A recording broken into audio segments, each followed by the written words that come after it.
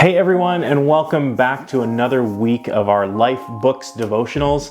If you weren't here last week, then you might not know that we're talking about these different books of the Bible that have been impactful in my life. I know, people have these life verses, right? Verses that just resonate with them throughout their entire lives, and they make deep and meaningful impact on their lives.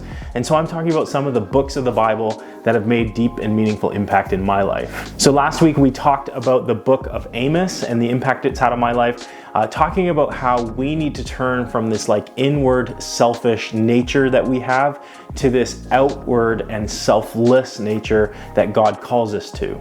But this week we are jumping into a brand new book of the Bible, and we're actually going from the Old Testament to the New Testament.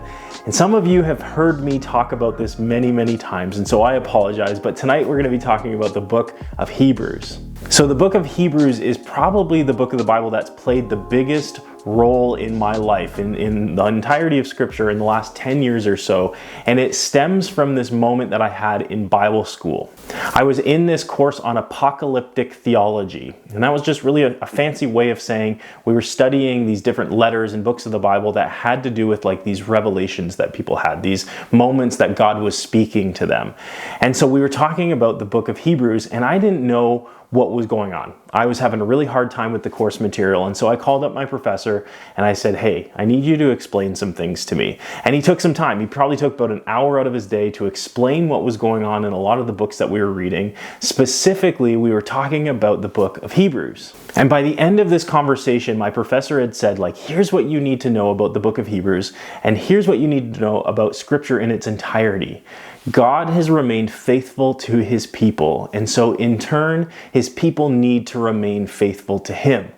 And that shook me to the core. I knew about God's promises. I knew about the things that he had said to his people, and I knew about the promises that he had made me in Scripture, but I never thought about the fact that that now requires us to remain faithful as well. And so it took me into this deep dive into the book of Hebrews, and I learned a lot. And so I'm going to share a little bit of the background, and then again, what that means for us going forward. So first things first, author of the book of Hebrews. No one really knows who wrote the book of Hebrews. There's a lot of different mystery behind it, and there's some different theories. For instance, Paul could have been the author, but people think based on the fact that he uses different vocabulary, different structure, different style than most of his other letters, that it probably wasn't Paul, but instead was probably someone who was a disciple of Paul. So someone who spent a lot of time with Paul going on different missionary journeys. That leads us to people like Timothy or Barnabas or Apollos, who we read about all in the New Testament. But my personal favorite theory is someone by the name of Priscilla. Now, in the book of Acts, we read about Priscilla and her husband Aquila, and they were disciples of Paul.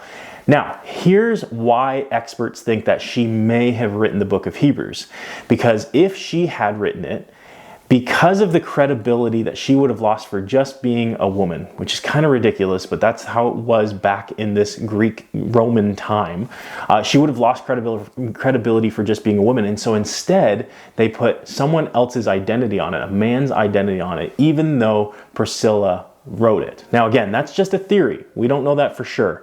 But regardless of who the author was, we know that there's a lot of truth and a lot of amazing stuff that comes out of the book of Hebrews. We know that it was likely written to second generation Christians, meaning that their parents, the people who are reading this, their parents would have been the first Christians, the people who were part of the birth of the church, which you can read about in the book of Acts. But we know the audience was hearing about Jesus secondhand, so they hadn't had firsthand interaction with Jesus, which we read about in Hebrews chapter 2.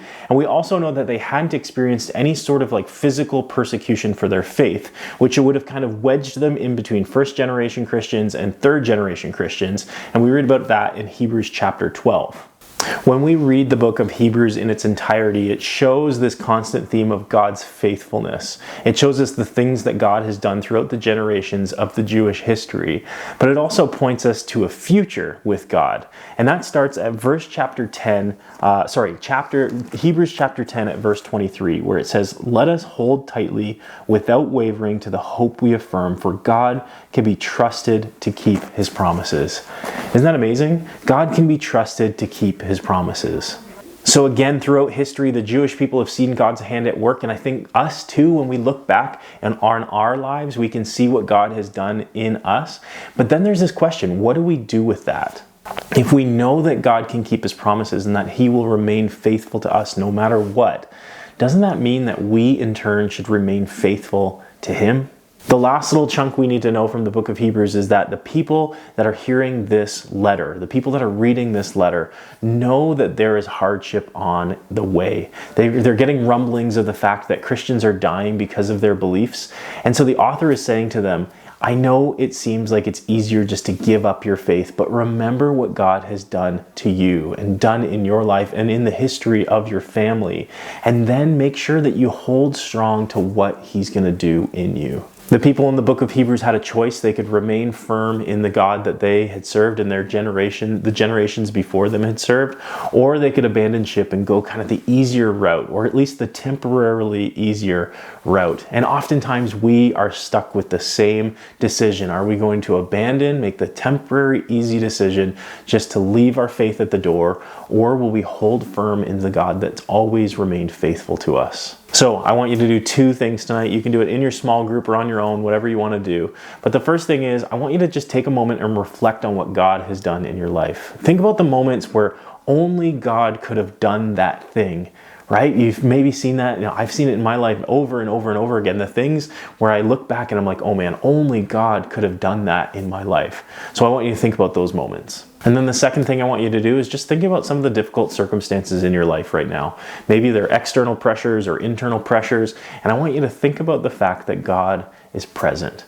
I know it's difficult to think that way, especially in the toughest of circumstances, but I know that we can do it and it will cause us to remain faithful to God and remain firm in his promises. So that's it for me tonight. I'd encourage you, the book of Hebrews is pretty short. I think it's only about 13 chapters.